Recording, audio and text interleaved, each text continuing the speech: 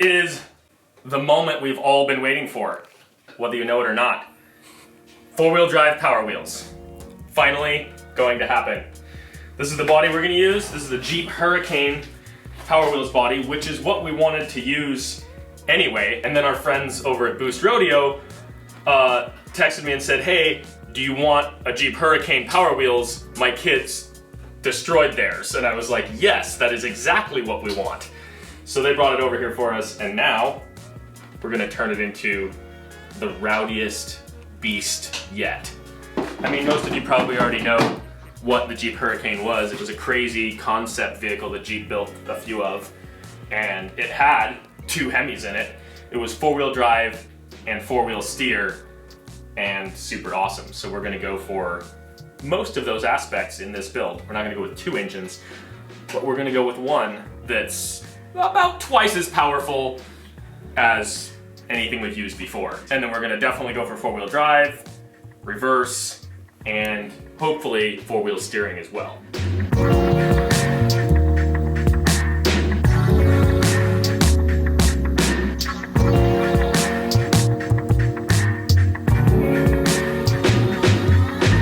The best engine ever put in the Power Wheels.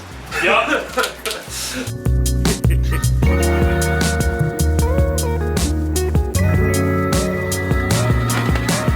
You guys ready to see this? This is the engine going in the 4x4 Power Wheels. Yeah, because, you know, there's no kill like overkill. This is a KTM Adventure 990 engine. That's 990 cc's, V-twin, over 100 horsepower. So that's, you know, probably enough. It's also fuel injected and just generally awesome. I'm pretty sure it has a 6-speed transmission. It doesn't have reverse, so that'll be something we'll be working on, but it's awesome. Like really, really awesome.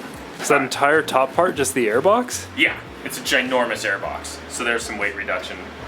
Yeah, because right it's there. not actually that big without the airbox.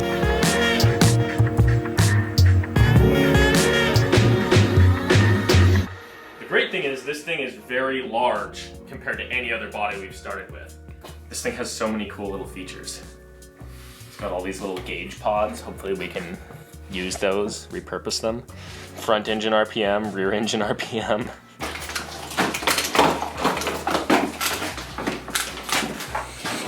We're gonna mount it in that orientation so the cylinders are sticking out like that.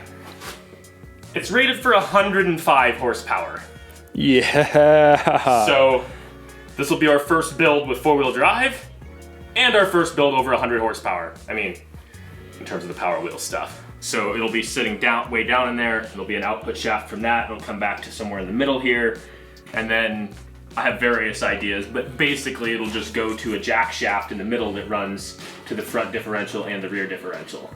It's gonna be probably the most difficult thing we've built yet, and also the most awesome.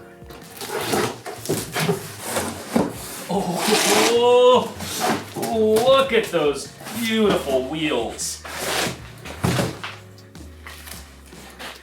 These are definitely the coolest ones we've used yet.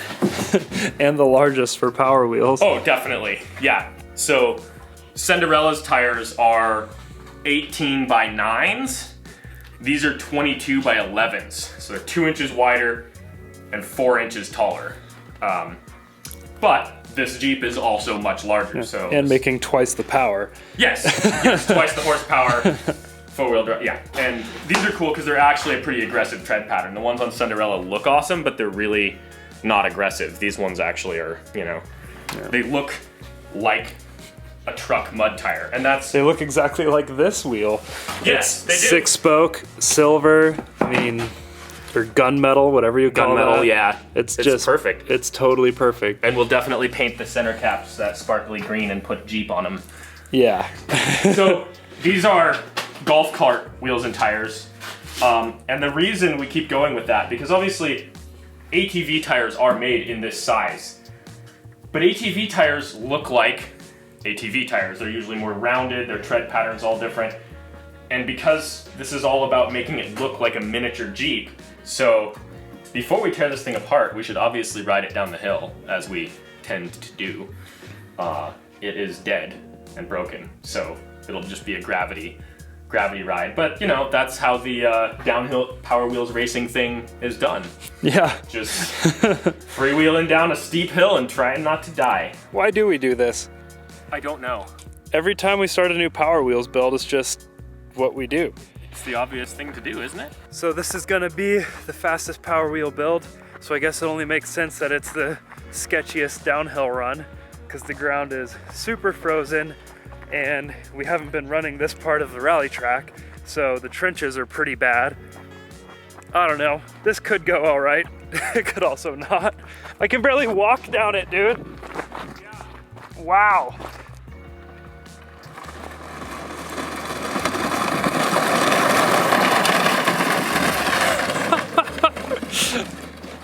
Well, it's already the fastest.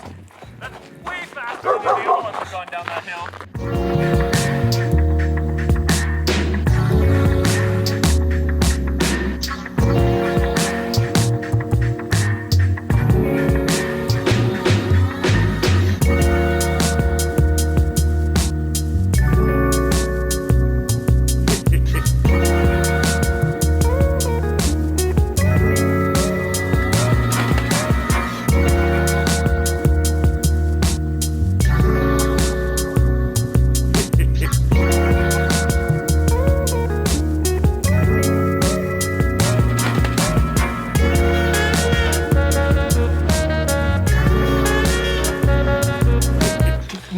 The stuff I stripped off has to go back on, but not necessarily in the same way.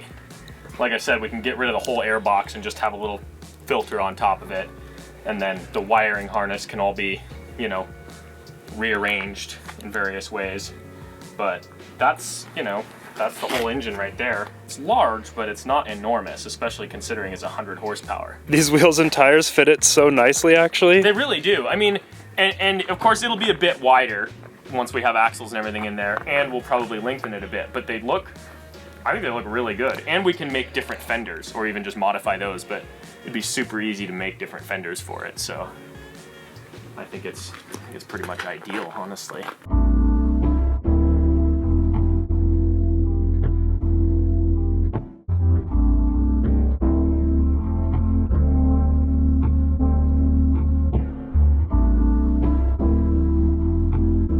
We went ahead and pulled the back end off of this since it was so easy and stretched it out here to see what it would look like.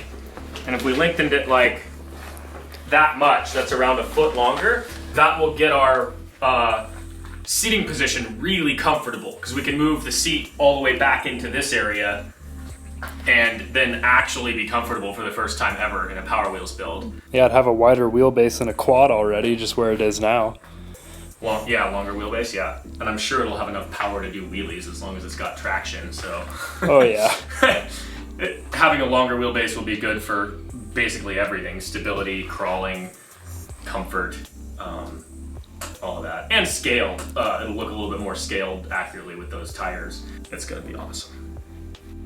It's so cool.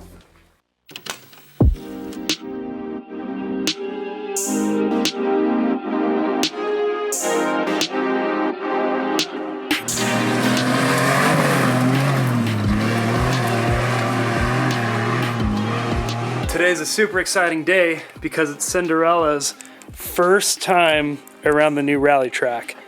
And we got the guys from Boost Rodeo out. And they brought a real rally truck. A real rally truck. We'll see how it goes. Yeah, it's a Baja 1000 winner, right? Yep, from 2006, finished third in 07, stock mini truck class. Mitsubishi Raider, which not too many people know of. It's basically a Dodge Dakota rebadged. Different fenders. So it's a rally day. It's a rally day. Well, so we have something to race against the Taco, which, you know, that's got some advantages. They also brought out their Corolla, which is rear-wheel drive, to race against the Ute. So it should be fun. Yeah, that's the worst thing. That's horrible. I feel like an infant driving this thing. This is built for somebody his height. So fuel pump And then everything after fuel pump, you're good to go. Here we go. I always wanted to drive a real race truck, except I can't see anything. Oh, because the seat's so low. Yeah, that's what I'm saying. I can't see anything over the... So you've seen our videos and you still want Ethan to drive your truck? I just rode with him in the Ute, and I'm very much less sure about him driving my truck now.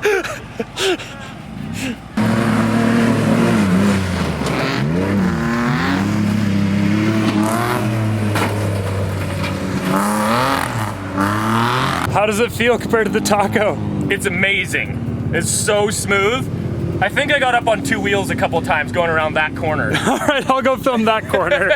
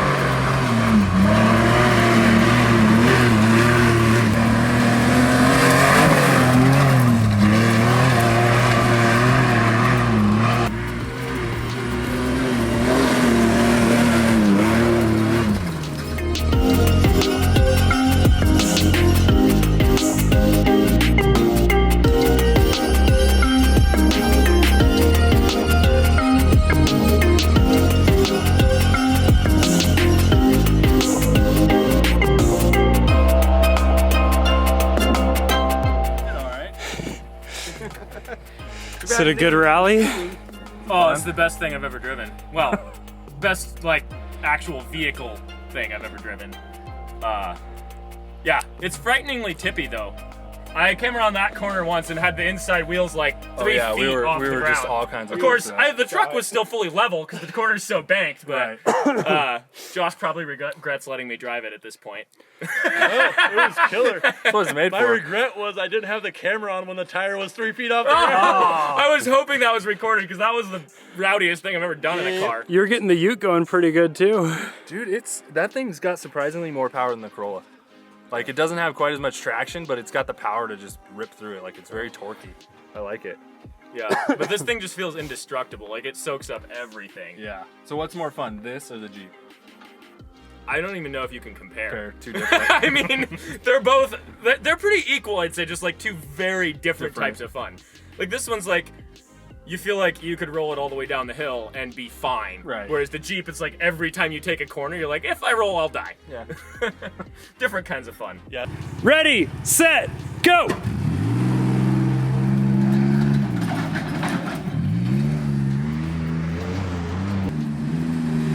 $30, $31, $32, $33, $34. All right, $35.14. 8 seconds slower than the Odyssey. Did the Odyssey do it in? 27.